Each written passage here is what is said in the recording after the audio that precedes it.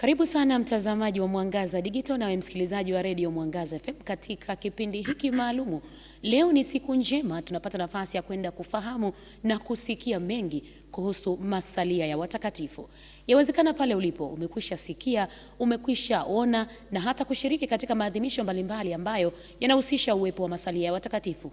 Leo katika kipindi hiki tutajibu maswali yote ambayo umekuwa ukijiuliza kuhusu masalia haya, lakini pia zaidi tutafahamu maana nzima ya masalia ya watakatifu ni nini hasa, lakini pia kama yana mgawanyiko wake ukoje, na je, ni sehemu gani ambako tunaweza kupata masalia ya watakatifu.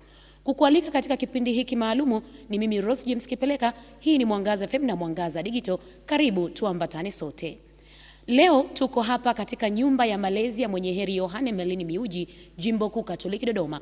Tunaungana naye mkurugenzi wa miito, shirika la wamisionari wa damu azizi ya Yesu provinsi ya Tanzania, Padre Benjamin Angelus Mwinuka, katika kukujuza mengi kuhusiana na masalia ya watakatifu. Baba, tumsifu Yesu Kristo. Milele amina. Tushirikishane tone la upendo. Naona leo tunatamani tumwambie mtazamaji wa Mwangaza Digital, lakini pia msikilizaji, kuhusiana na masalia ya watakatifu. Natamani tuanze baba, kwa nini leo tunajikita zaidi katika kuzungumzia masalia ya watakatifu? Karibu. Asante sana. Kama ambavyo umesema, walau tutaweza kusema kuhusu masalia ya watakatifu. Na mimi kwa kweli ningependa tuzungumzie habari ya masalia ya watakatifu tukihusianisha na tukio kubwa sana ambalo wamisionari wa damu takatifu ya Yesu linakwenda kufanyika mwaka huu, mwaka 2026, tarehe 1 mwezi wa 7 katika jimbo la Singida, parokia ya Manyoni. Ndio. Kuna tukio ambalo litafanyika sisi kama shirika la misionari wa damu takatifu ya Yesu Tanzania. Utume wetu ulianza kufanyika hapa kuanzia mwaka 1966. Kumbe kama ulianza kufanyika mwaka 1966 mpaka leo 2026, sio leo, mwaka huu 2026 ni miaka 60. Kwa tunamshukuru Mungu kwa kumbukumbu hiyo ya uwepo wa utume wa misionari damu takatifu ya Yesu hapa Tanzania kwa miaka 60. Kwa kilele chake sasa tutahitimisha hapo Manyoni, parokia ya Manyoni, tarehe 1 mwezi wa 7. Na hivi sasa kama maandalizi ya kuelekea kuadhimisha maadhimisho hayo, tumeonelea kwamba tumshirikishe muamini na waamini wote na taifa lote la Tanzania, tulete haya masalia ya Mwenye Heri Yohane Merlin ili yaweze kupita katika sehemu zote ambazo tunafanya utume sisi wa misionari wa damu takatifu ya Yesu Tanzania. Kwa hivi haya masalia tunapoyatembeza, napopita katika sehemu ambazo tunafanya utume na mahali pengine hapa Tanzania, labda mtu anaweza kana maswali mengi, nini maana ya masalia? Kumbe ni vema tukajua kwamba nini hii maana ya masalia haya. Mtu anaweza kusema labda ni kitu fulani ambacho hakieleweki. Kwa leo basi tutaweza kuzungumzia maana halisi ya hayo masalia kama ambavyo umekwisha kusema hapo mwanzo. Asante. Ni kukaribishe wewe ambaye unaungana nasi wakati huu kupitia masafa ya 90.8 bila kusahau 105.0 Singida. Kadhalika unatufuatilia katika tovuti yetu ya www.radiomwangaza.co.tz. Lakini nikukumbushe wewe ambaye unatufuatilia katika channel yetu ya YouTube kwa jina Mwangaza Digital, kwa dhati tumshukuru Nemes Victor Michael ambaye anakufikishia matangazo haya katika channel yetu ya YouTube. Bila kupoteza wakati baba, natamani sasa tuanze. Umetupa dokezo ya kwamba maadhimisho rasmi ya kufikia hiyo miaka 60 tangu shirika la misionari wa damu azizi ya Yesu kuanza utume nchini Tanzania, yatafanyika maadhimisho ya ibada ya misa takatifu kule katika parokia ya Kupaa Bwana Manyoni. Sasa mtazamaji ama msikilizaji, inawezekana anapata shauku kubwa. Kwa Mkatoliki inawezekana ameshasikia. Kwa ambaye si Mkatoliki na wengine ambao pengine ni Wakatoliki lakini hawana uelewa zaidi, unatamani kufahamu nini maana ya masalia? Asante. Kwa kweli tunapozungumzia masalia ya watakatifu, tunamaanisha kwamba masalia ni kitu ambacho ni halisi kwanza, ambacho kina uhusiano wa moja kwa moja na mtakatifu au Bwana wetu Yesu Kristo.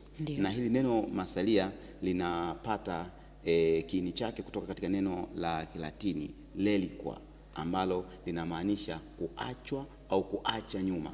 Na kwa Kiingereza tungesema remains, mabaki. Kwa hiyo ni kitu ambacho moja kwa moja kina uhusiano wa moja kwa moja na mtakatifu au Bwana wetu Yesu Kristo. Na baadaye ninapozidi kuendelea kueleza huko mbele, basi tutaweza kupata na hayo masalia basi yanakuwa katika mtindo upi. Sawa baba, pengine kuna madaraja yoyote ambayo yanatoa mgawanyo katika kuyafahamu haya masalia? Ndiyo. na haya masalia ya watakatifu yamegawanyika katika madaraja. Kwanza kuna masalia yale ya daraja la kwanza, first class, na kuna madaraja ya daraja la pili, second class, na kuna masalia ya daraja la tatu ambayo ni third class. Kwa na yote hayo yana maana yake. Kwa nadhani sasa tukikita kuangalia kuanzia masalia daraja la kwanza, daraja la pili na daraja la tatu. Karibu baba, tuendelee. Asante. Tunapozungumzia kuhusu masalia ya daraja la kwanza, hapa ni kinachukuliwa, tunasema ni mwili au vipande vya mwili wa mtakatifu. Kwa masalia ya daraja la kwanza inaweza kuwa ni sehemu ya labda ni mfupa ama ni fuvu la kichwa kutoka kwenye mwili wa mtakatifu. Kwa hayo inaitwa ni masalia ya daraja la kwanza. Kwa mfano sisi pale Roma katika nyumba yetu upo mwili wa mtakatifu Gaspari. Kwa hiyo ule mwili wa mtakatifu Gaspari tunaweka kwenye masalia ya daraja la kwanza. Katika kanisa la Yesu kwa mfano upo mkono wa mtakatifu Francisco Xaveri ambao umehifadhiwa pale. Kwa yale ni masalia ya daraja la kwanza, na kwa mtu ambaye huwa anapenda kusoma utasikia kwamba katika kanisa hilo la Yesu ambapo umehifadhiwa huo mkono wa mtakatifu Francisco Xaveri, ndipo hata mtakatifu Gaspari aliweza kupata muujiza. Alipokea muujiza wa uponyaji kwa sababu alipokuwa mtoto mdogo aliumwa sana. Kumbe alipopitishwa pale, sio kwamba ni ule mkono uliomponya, ila kwa maombezi ya mtakatifu Francisco Xaveri aliweza kupona. Kwa hayo ni masalia ya daraja la kwanza. Lakini vile vile pia masalia ya daraja la kwanza kwa mfano tunapozungumzia msalaba mtakatifu ambao ulitumika kwa ajili ya mateso ya Bwana wetu Yesu Kristo, ule nao tunaweka kwenye masalia ya daraja la kwanza. Na tunapata masimulizi pia ya kwamba katika kaburi la Bwana wetu Yesu Kristo kulikuwa kuna sanda, kuna leso. Yale yote pia tunaweka kwenye masalia ya daraja la kwanza. Baadaye tuna vazi la zambarau lile ambalo tunapata masimulizi katika mateso ya Bwana wetu Yesu Kristo, taji la miiba, yote yale basi tunaweka katika daraja la kwanza. Kwa hayo sasa tunaweka kwenye masalia ya daraja la kwanza. Kumbe muhimu tufahamu kwamba tunaposema masalia daraja la kwanza ni lazima iwe ni sehemu ya mwili wa mtakatifu.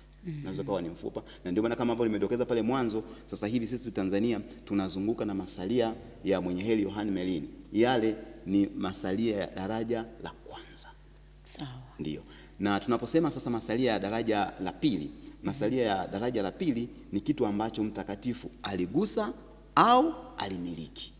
Hayo sasa ndio masalia ya daraja la pili. Kwa mfano, labda nguo ambazo alivaa huyu mtakatifu, labda alikuwa na kofia, labda ni kiatu, lakini ni kwa mfano labda alitumia ni kazula fulani wakati wa maadhimisho ya misa takatifu. Na ndio maana ukienda kwa mfano pale Roma kuna baadhi ya makanisa ukipita utakuta wamehifadhi labda kazula, anasema hii kazula alivaa Papa Yohane Paulo wa pili alipokuja kusali katika kanisa letu. Kwa yale yanahifadhiwa kama masalia ya daraja la pili. Na tunapokuja sasa kwenye masalia ya daraja la tatu, masalia ya daraja la tatu ni yale sasa ambayo yameguswa, yana uhusiano na masalia ya daraja la kwanza na daraja la pili. Kwa mfano, mtangazaji wangu Rozi, unaweza ukawa na rozari yako, sawa? Kwa ile rozari yako ikigusa kwenye masalia ya daraja la kwanza na daraja la pili, basi unakuwa ni masalia ya daraja la tatu. Naam. Sawa. Sasa baba, natamani kuelewa zaidi. Umetueleza kuhusiana na madaraja ya masalia ya daraja la kwanza, daraja la pili na daraja la tatu. Naam. Kuna namna gani ya kuthibitisha haya masalia, na ili kujua kwamba hili ni daraja la ngapi, kuna namna gani ya kuyathibitisha?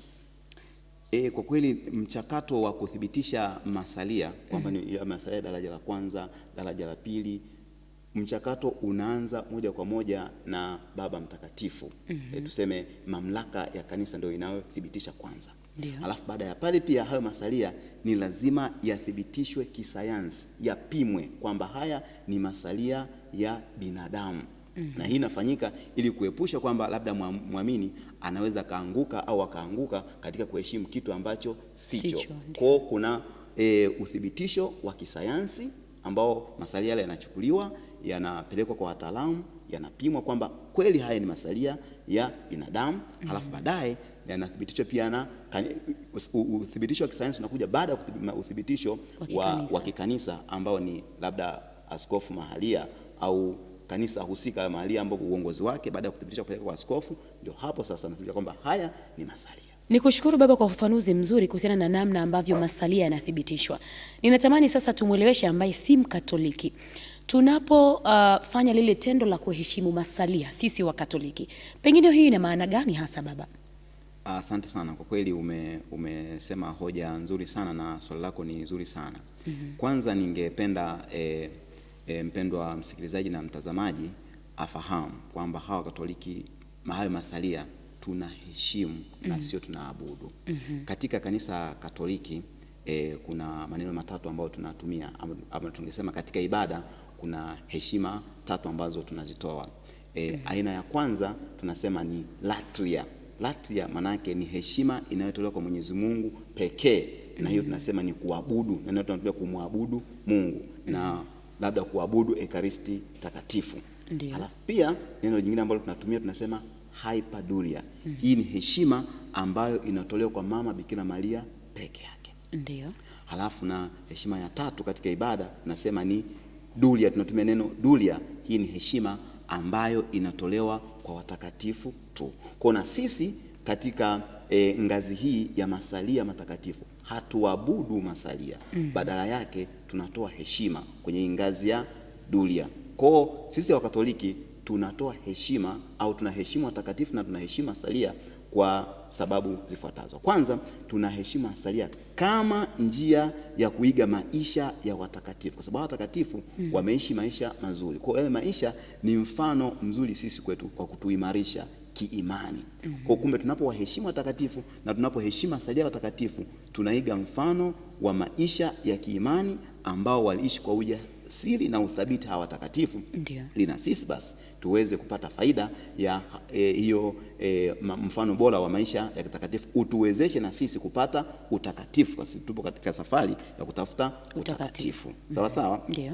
Kumbe tungeweza kuungana na maneno ya Mtakatifu Jerome ambaye mara moja aliwahi kusema sisi wa Katoliki hatuabudu masalia. Zingatia hilo neno, hatuabudu masalia. Ndio. Tunaheshimu.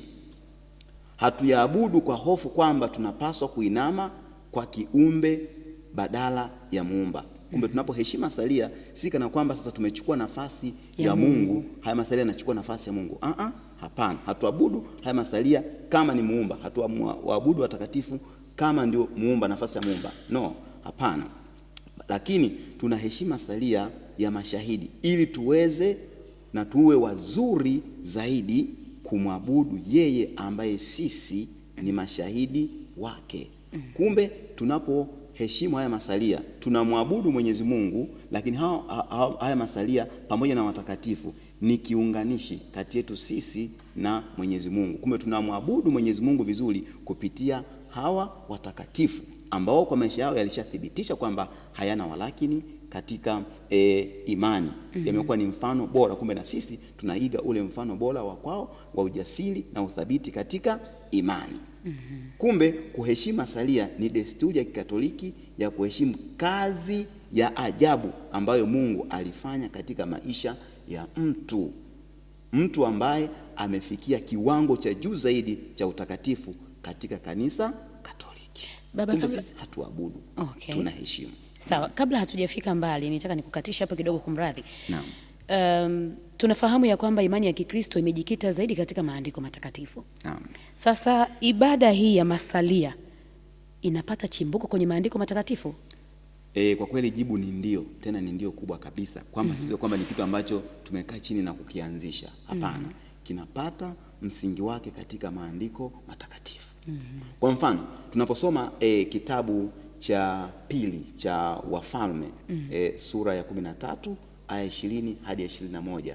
Ukisoma sehemu ile pale unapata simulizi kuhusu watu ambao walikuwa wakifa, baada ya kufa wanachukuliwa zile maiti zinawekwa kwenye masalia, kwenye mifupa ya Elisha. Elisha hata baada ya kufa aliendelea kufanya miujiza ile mifupa yake. Kwa zile maiti zilipochukuliwa zikagusishwa kwenye mifupa ya Elia, wale watu walisimama tena. Kumbe ile mifupa ndio ni kama haya masalia ambayo tunasema, na kule kama utakumbuka nikasema hii mifupa ni masalia daraja la kwanza kabisa. Lakini pia tunapata mfano katika Injili ya Mathayo sura ya 9 aya 20 hadi 22. Tutakumbuka ile habari ya yule mwanamke ambaye alikuwa anatokwa na damu kwa muda mrefu sana. Lakini alipomwona Bwana wetu Yesu Kristo, kwa imani yake akasema, nikigusa tu pindo la vazi la Bwana wetu Yesu Kristo nitapona. Na akafanya hivyo, na ni kweli akapona. Kumbe hii tayari na nyewe inatuonesha kwamba ibada hii inapata chimbuko lake katika maandiko matakatifu. Lakini si hivyo tu, tunasoma pia katika kitabu cha Matendo ya Mitume sura ya 19 aya 11 hadi 12. Pale tutasikia leso ambayo ilikuwa ikitumia Paulo. Baadaye watu walichukua ile leso, na ile leso iliwapatia miujiza watu, walipowekewa wagonjwa waliweza kupona. Kumbe tayari inatuthibitisha kwamba hii ibada ya masalia si kitu kwamba ambacho tunakichukua tu hewani, kinapata ithibati yake hata katika maandiko matakatifu. Kwa hiyo baba, labda niulize tu hapo. Naam. Haya masalia yaweza kufanya miujiza? Masalia kwa yenyewe hayawezi kufanya muujiza. Ila nguvu ya Mwenyezi Mungu kupitia maombezi ya hawa watakatifu ndio yanafanya miujiza. Kumbe ifahamike wazi, hata mtu anaposema kwamba baada ya kusali kwa mtakatifu labda Rita wa Kashia, amesali kwa mtakatifu Gaspari, amesali kwa mwenye heri Yohane Melini, sio Yohane Melini aliyefanya miujiza na sio mtakatifu Gaspari aliyefanya muujiza. Badala yake ni Mwenyezi Mungu ametenda muujiza kupitia mtakatifu Gaspari. Kumbe anayefanya muujiza sio mtakatifu, ni Mungu. Mungu ndio chanzo cha miujiza yote. Mungu ndio chanzo cha nguvu yote ya uponyaji, ila sasa kupitia huyu mtakatifu. Kwa sababu sisi katika kanisa Katoliki tunasema hivi, tunaamini katika washenga viunganishi. Na kwa nini mtu angesema sasa kwa nini mimi niende nikasali kwa mtakatifu aniombee? Ipo hivi, huyu mtakatifu, hawa watakatifu kwa maisha yao ya uthabiti wa imani, na wao tayari wapo uso kwa uso na Mwenyezi Mungu. Sisi kwa sababu ni kanisa ambalo linasafiri, bado tupo tuna dhambi, lakini hawa watakatifu wao kwa sababu wapo karibu na Mwenyezi Mungu, kumbe kwa kupitia maombi, sisi tukiomba kupitia wao wanatufikishia maombi hayo kwa Mungu kirahisi, kwa sababu wameshaifikia heri. Wao ni watakatifu, wapo uso kwa uso na Mwenyezi Mungu. Kumbe anayetenda miujiza sio hawa watakatifu, ila ni Mungu anatenda miujiza kupitia hawa watakatifu. Naam. Sasa baba, ni wakati unazungumza tangu mwanzo mpaka tumefikia sasa, nikawa najiuliza kwamba mimi kama Rozi au wewe pengine au Nemes au yeyote ambaye anatutazama na kutusikiliza wakati huu, nina uwezo wa kumiliki masalia? Yaani mtakatifu fulani ama kama hivi mwenye heri Yohane Melini kasema sasa ninaomba nipate masalia yangu nikae nayo nyumbani kwangu, nina uwezo wa kufanya hivyo? Kwa kweli kumiliki masalia, hata angekuwa ni kasisi, yani kama mimi padre ama mtu yoyote katika kanisa, kuyamiliki hayo masalia nyumbani kwake ni hapana. Badala yake sasa haya masalia yanahifadhiwa kwanza mahali patakatifu, mahali ambapo ni pawazi, ambapo waamini wote sasa watapata nafasi ya kwenda kusali na kutoa heshima zao, kupeleka maombi yao. Kwa mtu kupeleka nyumbani, kwamba atapeleka nyumbani, hofu na wasiwasi inakuja ni kwamba akiyapeleka nyumbani anaweza akamisuse, akatumia vibaya, akahusisha pengine na hata na ibada nyingine za ajabu. Lakini hata watu wengine wasiokuwa na uelewa, inaweza kaleta maana ambayo sio nzuri. Na ndio maana sasa yanawekwa hadharani, mahali ambapo ni pa heshima, kwa mfano labda kanisani na mahali pengine, ili mtu sasa aweze kupata nafasi ya kwenda kutolea nia zake, kutolea sala zake, ili kupitia maombezi ya hayo masalia huyo mtakatifu aweze kupata uponyaji ama muujiza wowote ambao yeye anaomba katika maisha yake. Sawa. Kuna baadhi ya vitu tumekuwa tukiviona vikiuzwa makanisani. Kwa mfano kama maji, sijui kama ni keki, wengine wanauziwa udongo na kadhalika, chumvi na vingine vingi ambavyo tumekwisha kuvisikia vinauzwa. Pengine kwenye haya masalia ninaweza kununua ama kuuza kama ambavyo wanafanyika kwingineko, kama ni keki za upako, sijui ni maji ya upako na vingine? Kwa kweli kulingana na sheria ya kanisa Katoliki, uuzaji wa masalia na hasa daraja la kwanza na la pili ni marufuku kabisa. Masalia yanaweza kutolewa tu na wamiliki wake, na baadhi ya masalia ambayo ni muhimu sana kama vile moyo, mkono, hivi ndio haviwezi kutolewa kabisa. Lakini masalia ya daraja la tatu kama ambavyo nieleza nikasema, kwa mfano labda inaweza kuwa ni rozari takatifu, si ndio? Imegusishwa labda kwenye masalia daraja la kwanza, daraja la pili, hivyo vinaweza kuuzwa. Sirozali hizo ni masalia ambayo mtu yanamuimarisha kibada anaendelea, lakini masalia ya daraja la kwanza, daraja la pili hayawezi kuuzwa, ni marufuku kwa kulingana na kanisa na sheria ya kanisa. Sawa, ni wapi ambako muamini Mkatoliki anaweza kuona ama anaweza pia akaheshimu haya masalia ya watakatifu? Kwanza kabisa mahali ambapo muumini anaweza kuyaheshimu, anaweza kuyaona masalia matakatifu, kuna makanisa ambayo kwa yenyewe tayari labda yamewekwa kwa ajili ya heshima ya mtakatifu fulani. Kwa mfano nasema unapokwenda Roma, Vatican, katika Bazilika la Mtakatifu Petro, moja kwa moja pale upo mwili wa Mtakatifu Petro. Kwa unakuta kuna kabla ya Mtakatifu Petro na masalia ya Mtakatifu Petro. Kwa ni moja kwa moja unaona na kusali hapo. Lakini pia hata kwenye makanisa yetu mengine utakuta labda, ndio maana tunasema labda ni kanisa la Mtakatifu Nikolaus. Kwa kwenye kila kanisa altareni huwa panakatwa, na baada ya kukatwa yanawekwa masalia ya huyo msimamizi wa hiyo parokia ama ni jimbo husika, kwa yanawekwa hapo. Kwa muumini anaweza kupata nafasi ya kwenda kufanya hapo. Lakini wengine wanaweza kujenga zile tunasema shrine, mahali pa kuabudia, mahali pa kutoa hizo heshima. Labda tumesema hii ni shrine ya Mtakatifu Gaspari. Kwa pale kuna masalia ya Mtakatifu Gaspari, mtu anapata nafasi ya kwenda hapo kusali na kutolea nia zake. Naam. Kuna uwezekano pengine kanisa likawa na masalia ya watakatifu zaidi ya mmoja? Inawezekana kabisa, na hii inawezekana zaidi kwa mfano yanapojengwa kama mabazilika. Tukulala limejengwa bazilika na mle ndani sasa kuzunguka lile kanisa na jengo, labda hapa imewekwa labda ni sanamu ya Mtakatifu labda Bernardo tuseme, lakini yapo na masalia yake yamewekwa hapo, lakini kona nyingine yakawekwa mtakatifu mwingine na masalia yake hapo. Ndio, kwa kuna uwezekano wa kanisa moja lakini likawa na masalia ya watakatifu tofauti tofauti, lakini kama ambavyo nimesema zaidi sana hii hapa inawezekana kwenye mabazilika. Ndio maana ukitembelea kwenye mabazilika makuu pale Roma utakutana na hicho kitu, kwamba ukiingia ndio utakuta hapa ameweka labda masalia ya Mtakatifu Yohane Mbatizaji, Yohane Mwenjili. Labda ukienda kwenye bazilika la Mtakatifu Marko utaona kuna masalia ya Mtakatifu Marko. Baba, nilikuwa najiuliza, na yawezekana pia kuna waamini wa Katoliki wamekwisha sikia ya kwamba masalia yamehifadhiwa kwenye altare wakati wa kutabaruku kanisa ama altare yenyewe. Ninatamani tufahamu kwa nini hufanyika hivyo. Naam. Kuna swali uliniuliza ukaniambia ni wapi tunaweza kutoa heshima au tunaweza tukayaona masalia. Ndio. Basi linapowekwa wakfu kanisa linapotabarukiwa na hapo katikati ya altare yanahifadhiwa hayo masalia ya mtakatifu. Labda tungesema hili ni kanisa la Mtakatifu Paulo wa Msalaba. Kwa altareni pale basi yanawekwa masalia ya Mtakatifu Paulo wa Msalaba. Kwanza ni sehemu kwamba ndio msimamizi wa labda ni parokia yetu ama wa jimbo letu. Kwa kama yapo na masalia yako pale, ni uwepo kwanza wa yeye.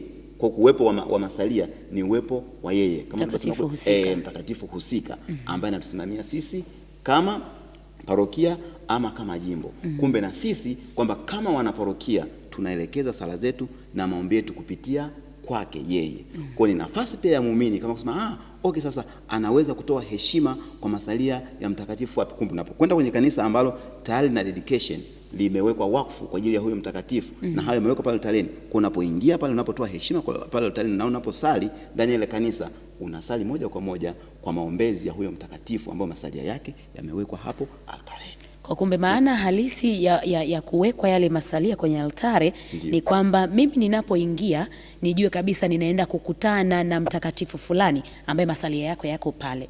Ndio, ambaye ni msimamizi labda ni kama wa parokia yetu ama ni wa jimbo letu na kadhalika.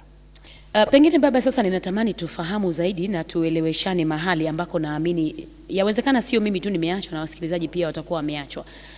Mgawanyo wa haya masalia ya watakatifu ukoje? Yaani kwamba pengine tunamzungumzia Mtakatifu Gaspari del Bufalo au tunamzungumzia mtakatifu mwingine labda Rita wa Kashia. Yako maeneo mengi ambako wanamtamani na wanahitaji kupata haya masalia ya mtakatifu husika. Mgawanyo wake wa hayo masalia ukoje? Asante sana, ni swali zuri. Mgawanyo wa haya masalia, kwanza kabisa labda tumesema ni masalia ya Mtakatifu Gaspari au masalia ya mwenye heri Yohane Merlin, kama ambavyo sisi masalia haya yanazunguka hapa Tanzania kwa sasa. Masalia haya kwanza huwa yanahifadhiwa, tuseme labda Mtakatifu Gaspari alikuwa ni wa shirika la misionari la Mtakatifu ya Yesu. Kwa kwenye nyumba yao mama masalia yale yako pale, lakini kwa ruhusa ya Vatican, ndio. Kwa hiyo sasa namna ambavyo yanagawanywa, labda watu wanapohitaji ama taasisi zinazotumia jina hilo, ama wengine wanataka waweke kwenye shrine ama wengine wanataka waweke kwenye makanisa, basi kipande cha sehemu ya mwili wa yule mtakatifu kinakatwa na baadaye kinawekwa kwenye chombo maalum ambacho kimetengenezwa na baadaye yanapelekwa huko. Hivyo ndivyo ambavyo yanagawanywa.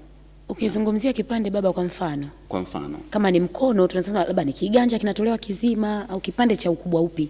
Hapana, sehemu inaweza kuwa ni sehemu ya mfupo na kato sehemu mfupo, kwa sababu tukisema kama sasa sisi tuseme sasa sisi wa Tanzania tuwapatia mkono na masalia haya yanahitajika dunia nzima. Sasa tukikupatia mkono kwa masalia ya mkono peke yako, sasa hao wengine watapata nini? Kwa hiyo wala ni kipande kidogo ambacho mnapewa, basi mnaenda nacho na kwa mnatoa heshima kwa kipande hicho, hii walau kwa sababu maparokia yanazidi kuenea, taasisi zinazidi kukua nyingine, ili na wengine basi waendelee kuwa na masalia. Na pia yanapotolewa kwamba hatuwezi kusema kwamba sasa tunatoa yote kisibaki kitu chochote hata pale mahali ambapo yamehifadhiwa. Hapana. Kwa ni lazima walau tunagawana kidogo kidogo. Kwa hiyo tunachukua sehemu ya kitu, sehemu labda kama mfupa labda hivyo. Kwa hiyo tunagawana sehemu ndogo ndogo ili walau ni dunia nzima tuweze kupata kwa kweli. Wakati unazungumza baba, uligusia kuhusiana na matembezi ya masalia ya mwenye heri Yohane Merlin hapa Dodoma tukianzia. Natamani tufahamu kwa undani matembezi haya yanahusisha wapi na wapi, kwanza yameanza lini, na baada ya hapa pia masalia haya mwenye heri Yohane Merlin yatapelekwa wapi mpaka kufikia mwezi wa 7 katika yale maadhimisho makubwa kabisa ya miaka 60 tangu utume wa shirika la misionari wa damu azizi ya Yesu. Kwa kweli masalia ya mwenye heri Yohane Merlin baada ya kuletwa kutoka Roma yaliingia katika kanda ya Dar es Salaam, na baada ya kupita katika nyumba zetu pamoja na jumuiya zote zilizopo katika kanda ya Dar es Salaam, baadaye akaja katika kanda ya Morogoro. Na sisi wa kanda Dodoma tumepokea tarehe 15 mwezi wa 3 katika parokia ya mwenye heri Yohane Merlin Mwigili. Na wao basi wamejitahidi kuzungusha katika jumuiya, na baada ya kuzungusha huko na nadhani wamehitimisha, na leo siku ya leo jioni wanayakabidhi katika jumuiya ya Kisasa. Na kutoka katika jumuiya ya Kisasa ambapo ndio ipo makao makuu ya shirika letu, baadaye yatakuja katika jumuiya ya Water Project, na yakitoka katika jumuiya ya Water Project basi atakuja seminarini Miyuji hapa kwenye nyumba ya mwenye heri Yohane Merlin, na yakitoka hapo basi yatakwenda katika parokia ya Kisasa, na parokia ya Kisasa nao basi atazunguka katika jumuiya zote. Kumbe ile swali ambalo tulisema kwamba mtu anaweza kuyaona wapi na kama mtu anataka kutoa heshima yake na maombi yake, ni muda mwafaka sasa wa kupita katika sehemu hizi ambapo masalia haya yanapita. Na kwa kweli ukienda kwa moyo wa ibada na imani unapata muujiza, kwa sababu mwenye heri Yohane Merlin mpaka anatangazwa mwenye heri ni baada ya kutokea muujiza. Kuna mgonjwa mmoja huko Italia ambaye yeye alikuwa na shida ya damu. Kwa alipokuwa na shida ya ugonjwa huo wa damu, na baada ya kutolea maombi kwa mwenye heri Yohane Merlin ukatokea muujiza na akaweza kupona. Kumbe hata sisi tukitoa heshima ya kutosha na tukipata nafasi basi ya kushiriki yanapopita haya masalia ya mwenye heri Yohane Merlin kwenye sehemu hizo ambazo tunataja, kwa mfano kama sasa nimeshasema yataelekea kwa Kisasa, parokia ya Kisasa, na kutoka parokia ya Kisasa basi yatakwenda pia parokia ya UDOM kule chuo kikuu, na kutoka kule parokia ya UDOM chuo kikuu yataelekea huko jimbo la Mburu. Kuna jumuiya yetu sehemu moja inaitwa Gunyoda, huko parokia ya Gunyoda. Kwa mtu akipata nafasi kweli kushiriki katika ibada hizi na akaenda kwa moyo wa dhati na akiwa na nia zake, kwa kweli atapokea muujiza, sio kwa Yohane Merlin, ila atapokea muujiza kutoka kwa Mungu kupitia kwa maombezi ya mwenye heri Yohane Merlin. Na kishamalizika basi katika kanda yetu hii hapa ya Dodoma yataelekea kanda ya Manyoni na kanda nyingine. Sawa, ni kushukuru baba kwa ufafanuzi mzuri. Kumbe ni fursa kwa wanajimbo kuu Katoliki Dodoma kabisa, hasa kwa wale ambao tunasema tunakuwa na mahitaji mbalimbali mbele ya Mungu. Ni sehemu ya kwenda kuyawasilisha kupitia maombezi ya mwenye heri Yohane Merlin katika uwepo wa masalia yake. Na kwa wale majimbo pia jirani ambao wako majimbo jirani ya jimbo kuu Dodoma, lakini pia hata Mbulu ambako baada ya kutoka Dodoma masalia ya mwenye heri Yohane Merlin ataelekea huko, wanaweza wakakaa mkao wa kwenda kushiriki ibada na kuwasilisha maombi na hata shukrani zao kupitia maombezi ya masalia katika masalia ya mwenye heri Yohane Merlin. Tunapohitimisha baba, pengine una kipi cha kumwambia mtazamaji wa Mwangaza Digital na msikilizaji wa Radio Mwangaza FM hasa kuhusu kuheshimu masalia ya watakatifu? Kwa kweli kitu ambacho ningeweza kumhamasisha na kumsisitiza ni kwamba tunapotoa heshima kwa masalia ya watakatifu ama kwa watakatifu kwa moyo wa ibada, kwa kweli maombi yetu na shida zetu zinasikilizwa na tunapokea uponyaji. Lakini naendelea kusisitiza uponyaji huo ni wa Mungu kupitia hao watakatifu au haya masalia. Upo ushuhuda wa watu wengi sana ambao wamepona maombezi yao, wamepata maombezi yao, kwa maombezi hao watakatifu au masalia wamepata uponyaji ama wamefunguliwa vitu vingi ambavyo wana shida mbalimbali katika maisha yao. Kumbe masalia haya mwenye Yohane Merlin yanapozunguka katika kanda yetu ya Dodoma, tuone ni nafasi ya sisi sasa kukutana na Mungu kupitia haya masalia. Kumbe tusiende tu kama tunaenda, tuende tukiwa wenye imani na tupeleke hayo maombi yetu, na niwahakikishie tutapokea basi miujiza kwa maombezi ya huyu mwenye heri Yohane Merlin. Asante sana baba kwa hitimisho zuri. Kumbe basi ni mwaliko kwa mtazamaji wa Mwangaza Digital, lakini pia msikilizaji wa Radio Mwangaza FM kwenda kwa moyo wa ibada na si mazoea kwa sababu wakati mwingine unakuta tunaenda kwenye maadhimisho mbalimbali kwa ile tabia tu kwamba nimezoea kwenda kanisani. Tunaenda kwenye kuomba. Unapoenda kusali na kwenda kufanya ibada kwenye masalia ya mtakatifu fulani, basi kumbe uone kama fursa ya wewe kukutana na Mungu kupitia masalia hayo yaliyopo. Nikukumbushe tena, tulikuwa tunazungumza kuhusiana na masalia ya watakatifu, na kwa namna ya kipekee Mwangaza Digital na Radio Mwangaza FM tumepata nafasi ya kufika katika nyumba ya malezi ya mwenye heri Yohane Merlin Miyuji, Jimbo Kuu Katoliki Dodoma, tukizungumza na kuzungumza mengi zaidi kuhusiana na masalia ya watakatifu, naye mkurugenzi wa miito wa shirika la wamisionari wa damu azizi ya Yesu provinsi ya Tanzania, Padre Benjamin Angelus Mwinuka. Nikushukuru kwa dhati ambaye umeambatana nasi kuanzia mwanzo wa kipindi mpaka sasa. Asante kwa kuichagua Mwangaza FM na Mwangaza Digital kuwa kituo chako bora cha matangazo. Wakati mwingine tutakuja na kipindi kingine tukizungumzia nini. Usiache kutufuatilia katika channel yetu ya YouTube kwa jina Mwangaza Digital, bila kusahau Radio Mwangaza FM kwa masafa ya 90.8 kwa hapa Dodoma, lakini kwa wale ambao uko nje ya Dodoma, yani Singida na maeneo mengine, kwa masafa ya 105.0. Kadhalika katika tovuti yetu ya www.radiomwangaza.co.tz. Baba, nikushukuru sana kwa nafasi hii ya upendeleo ambao umetupa na kutuelimisha, lakini pia kutukumbusha mambo msingi katika imani Katoliki kuhusiana na masalia ya watakatifu. Ninaamini wakati mwingine tukiomba msaada wako pia kuelewa zaidi masuala mbalimbali ya kiimani, utatupa nafasi hiyo tena. Asante sana na ninawakaribisha, lakini pia ninawashukuru pia na ninyi kwa kuweza kuwa sehemu ya kuweza kuinjilisha kwa sababu tunapojaribu kusema mambo yanayohusu kanisa Katoliki tunasaidiana na tunawasaidia waumini ili neno la Mungu basi na uelewa wa mambo ya Katoliki uweze kuwafikia watu wengi, na basi kupitia mafundisho haya tuwe katika hali nzuri ya kufikia utakatifu kwa kweli, kwa sababu yote haya mambo ya masalia maisha ya watakatifu yanatusaidia na sisi kuiga mifano ya hawa watakatifu, lakini baadaye na sisi kanisa ambalo linasafiri tuweze kufikia huo utakatifu ambao ni hamu na nia ya kila Kristo, kila muumini. Asante sana baba, tukutakie pia utume mwema. Asante sana. Asante. Kwa niaba ya Padre Benjamin Angelus Mwinuka, mkurugenzi wa miito shirika la wamisionari wa damu azizi ya Yesu, na kwa niaba ya Nemes Victor Michael nyuma ya kamera, mimi ni Rose James Kipeleka, tukutakie utazamaji mwema wa vipindi mbalimbali kutoka hapo Mwangaza Digital channel yetu ya YouTube, lakini pia usikilizaji mwema wa vipindi kutoka hapa Radio Mwangaza FM, sauti ya amani na upendo. Kwa heri.